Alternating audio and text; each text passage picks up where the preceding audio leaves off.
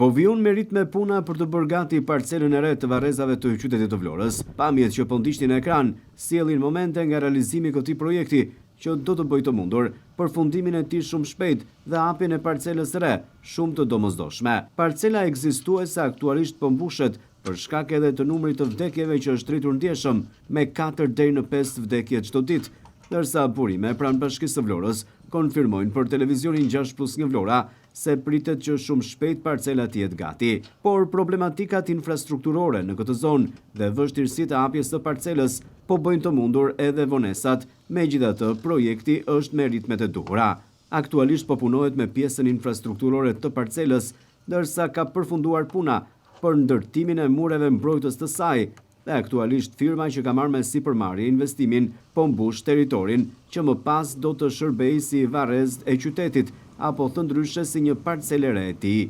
Problematika e varrezave të qytetit është prej vitesh e pazgjitur, ndërsa Bashkia e Vlorës shpesh e zgjidh ato provizorisht, duke marrë toka nga banorët e zonës e duke i dëmshpërblyer ata për t'i vendosur në shërbim të varrezave të qytetit. Megjithatë, çdo ditë më shumë, ky problem është shqetësues, ndërsa pritet që Bashkia e Vlorës tashmë të hartojë plane afatgjata për të zgjidhur çështjen e mungesës së parcelave për varrezat.